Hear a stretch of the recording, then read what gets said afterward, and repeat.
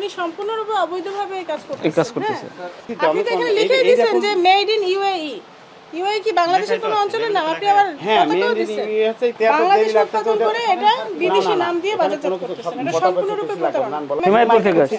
তাহলে হেমায়তপুরে উৎপাদিত তেল আপনি কেন দাবি করছেন এটা আরব আমিরাতে?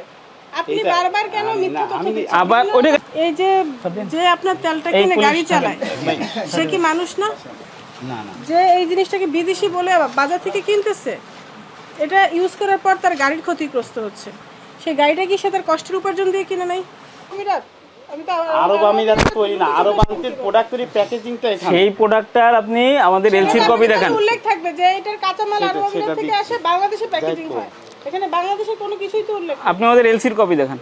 আপনি যে আরব আমিরাত থেকে আনছেন সেটা এলসির কপি দেখান। আমরা হিমায়তপুর নট আরব আমিরাত, হিমায়তপুর তো এখানে। আপনার এখানে রেটটা কই, দাম কত? এটা দাম লেখা তো ইয়ে না। সুপার 40 কার? না না, উনি সম্পূর্ণরূপে অবৈধভাবে এই কাজ করতেছে। আপনি তো ইম্পোর্টেড প্রোডাক্ট হলে বিএসটিআই তার ইম্পোর্টারের লিস্ট আনবে, তাই না? ইম্পোর্টেড আমদানিকারকে ছাড়পত্র থাকবে। আর উনি হচ্ছে বাংলাদেশ উৎপাদন করে এটা বিদেশি নাম দিয়ে বাজারজাত করতেছেন। এটা সম্পূর্ণরূপে প্রতারণা।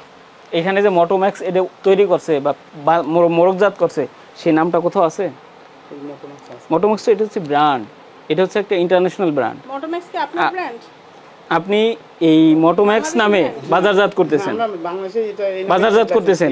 আপনি আমাদেরকে ভুল বোঝানোর চেষ্টা করছেন। না না, আমি কিছু বললাম, আমার জানা ভুল থাকতে পারে। আপনার জানা ভুল না, আপনি ইচ্ছাকৃতভাবে আপনি বিদেশি প্রোডাক্ট বলে আপনি এটা তৈরি করে বাজারে ছাড়ছেন, লোকজন এটাকে বিদেশি মনে করে এটা কিনতেছে। আমরা ওদের বিদেশি বলতেছি না।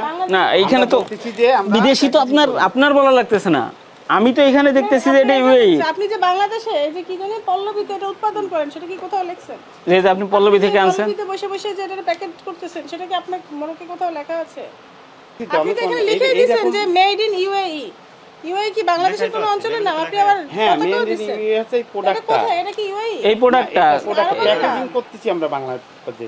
সেই নামটা আছে যে আপনি এখানে আমি এই ধারণা প্যাকেজিং করছেন। না না, আপনি আমার কথা ডাইরেক্ট উত্তর দেন। আপনি যে তেলের গ্যালন, এটা কি আরব আমিরাত থেকে আসছে? এটা এই তেল কোথা থেকে এনেছেন? আপনি একটু আগে বলেছিলেন এটা হিমায়তপুর থেকে আনছি আমি। তাহলে হেমায়তপুরে উৎপাদিত তেল আপনি কেন দাবি করছেন এটা আরব আমিরাতে? আপনি বারবার কেন মিথ্যা তথ্য দিচ্ছেন? আবার ওটা গেল, তারপর আপনি এখানে প্যাকিং করতেছেন এটা বাংলাদেশ। আপনি তো প্যাকার্সের আপনার নামও লেখেন নাই। এই যে আপনার তেলটা কিনে গাড়ি চালায় সে কি মানুষ না? না না, যে এই জিনিসটাকে বিদেশি বলে বাজার থেকে কিনতেছে, এটা ইউজ করার পর তার গাড়ির ক্ষতিগ্রস্ত হচ্ছে, সেই গাড়িটা কি সে তার কষ্টের উপার্জন দিয়ে কিনে নাই?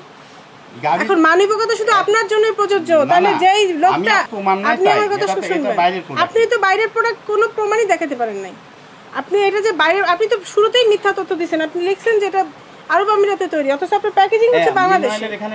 আপনাকে মিনিমাম লিখতে হবে, আপনাকে মিনিমাম লিখতে হবে যে এটা বাংলাদেশে তৈরি হচ্ছে, আপনি বাজারজাত করতেছেন।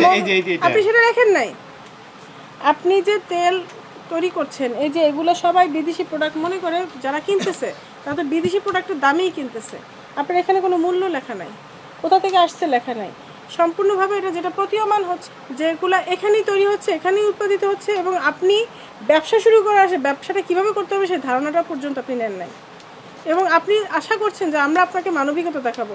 তাহলে এই যে হাজার হাজার লোক, আপনার এখানে কয়েকশো বোতল আছে এবং গুনলে তো এটা হাজারে চলে যাবে, তারা কি, তাদের প্রতিও তো আমাদের মানবিকতা দেখাতে হবে, কারণ তারাও তো, তাদের গাড়ির ক্ষতি হবে যদি তারা এই তেলগুলো ব্যবহার করে।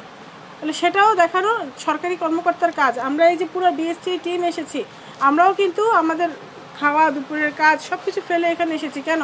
এটা আমাদের উপর অর্পিত দায়িত্ব, জনগণ দায়িত্ব দিয়েছে যে তারা যেন প্রতারিত না হয় এটা দেখার জন্য। আমরা বিএসটিআই কর্তৃক আপনার যে প্রতিষ্ঠান পরিদর্শন করেছি, আপনি মোহাম্মদ মিরাজুল ইসলাম, আপনার বাড়ি হচ্ছে কুষ্টিয়া। আপনার প্রতিষ্ঠানে আমরা পরিদর্শন করে যেটা পেলাম সেটা হচ্ছে জিরেক্স কর্পোরেশন, ইস্টার্ন হাউজিং। এখানে বিএসটিআই সিএম লাইসেন্স গ্রহণ ব্যতীত engine oil brand Motomax, Motomax তো একটা বিদেশি ব্র্যান্ডের নাম, আপনি মোটোম্যাক্স নাম করে আপনি প্রোডাক্ট তৈরি করছেন, অথচ আপনার এখানে মোটোম্যাক্সের সাথে কী সম্পর্ক আপনি আমাদেরকে দেখাতে পারেননি। প্যাকেজিং এবং বাজারজাত করছেন, যা বাংলাদেশ স্ট্যান্ডার্ড এবং টেস্টিং ইনস্টিটিউশন আইন 2018-এর 30 ধারায় অপরাধ আমলে নেওয়া হয়েছে।